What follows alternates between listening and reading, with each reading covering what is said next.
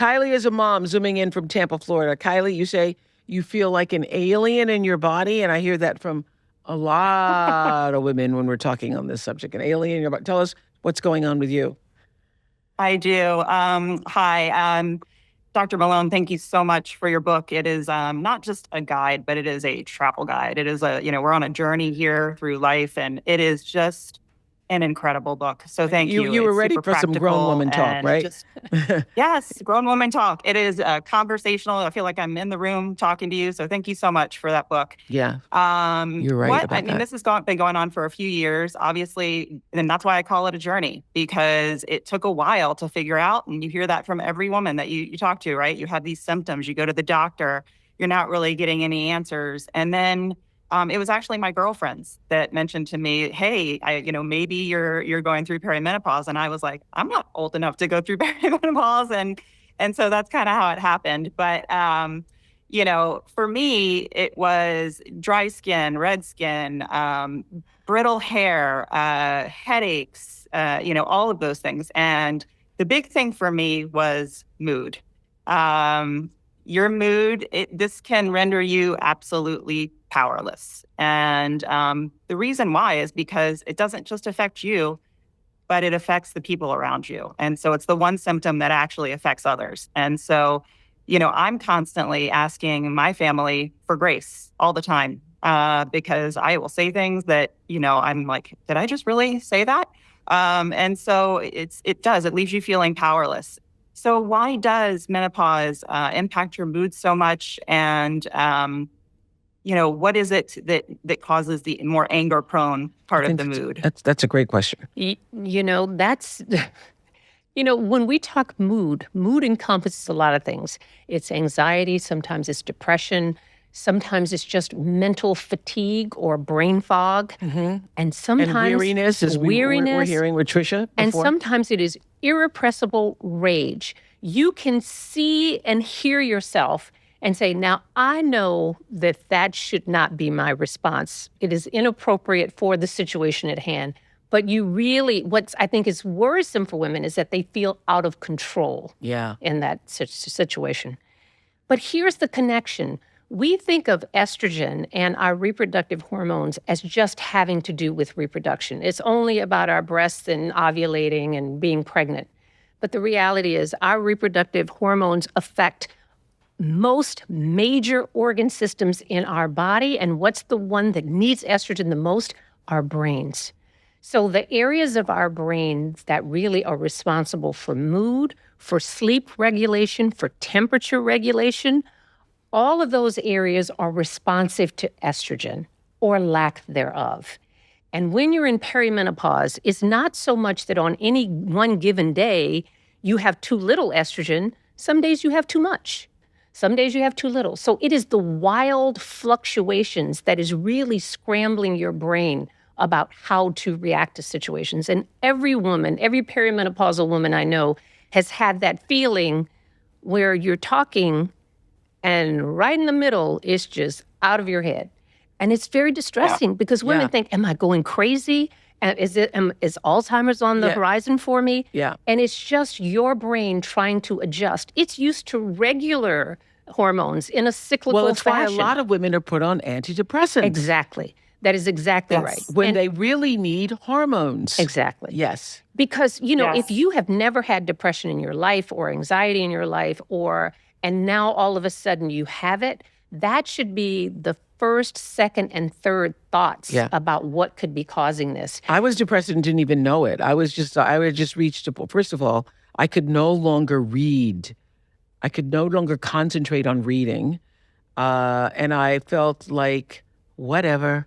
My life went into like a flat line. I just felt like, okay, so what, whatever. And I now realize that was a form of depression. Yes. Absolutely. And when you add to that the fact that most women who are perimenopausal are also having other symptoms, it's not just in isolation, because you're having hot flashes, you're having night sweats, your sleep is disturbed. All of those things affect your mood as well, because I can tell you, if you haven't slept in 3 months, you're not going to be in a good mood the next day. nor are you going to have any sort of tolerance for that. Or, the fatigue factor comes in. So it's all interrelated, and it is something that we don't really pay enough attention to. And women a lot of times will suffer in silence about this because you're afraid to say something. And Yes. if your expectation is that this is just what part of being a woman is about, Yes. that you're just supposed to suffer, and then as I get older, yes, I'm tired, yes, I'm fatigued. If you accept that as normal, then you won't seek care. And that, to me, is probably the most heartbreaking thing, that women suffer silently. Well, thank you so much. Thank you for joining us and sharing your story. Thank you, Kylie. Thank you so much. Thank you. Amina is a mom of two joining us from Lawrenceville, Georgia. Hello, Amina. What's going on with you? Hello. Hi. Hi, nice to meet you. Nice to see you. I guess the main thing that I had a big problem with was work. And actually going through the symptoms at work, but my male manager not understanding. Like I actually got written up at work for not being in compliance, uniform compliance, because I had my sweater off or unzipped. And Your sweater's off and I was like, unzipped because you're hot, right? You're flashing. well, yes. Like, I mean, it was ridiculous. And it kind of got me because I'm like, hello, I'm 54. I had to remind this person like how old I am, and it still didn't matter.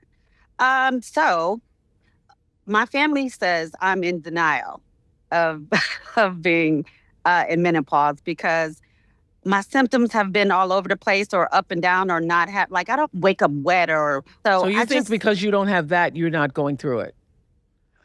I don't have that and a couple other things. Right. But then I just heard You you sitting say at work there's with a 23 fan on your phone. symptoms. Girl, you sitting at work I with a fan on your do. phone and taking your sweater off because you can't be in the uniform Because and you don't think you're going through it? because it lasts like 5 minutes. The other people are like, oh my God, this is so much. Okay, okay, we need some grown woman talk with you right now. All right, Dr. I Malone, know. I have need to at read it. that book. Have at it. Have at it. Every woman is going to experience these symptoms maybe differently. Someone has drenching night sweats, someone has none. Someone has 100 a day, someone has 2. Okay. But once you start to realize that this is a problem, I'm hot and no one else is in the room that's hot, or it's 50 degrees outside, then you must say, Okay. maybe this is perimenopause. But let me just say that you said you're in denial because there is also this stigma and shame Yeah, I was going to ask associated that too. with it.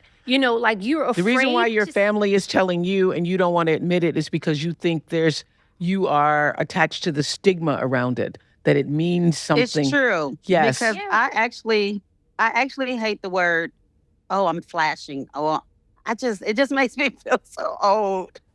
Well, see, and that's ageism, and then that's just shame around women's bodily functions. But let me say something Yes. because I think it's really important when it comes to women in the workplace.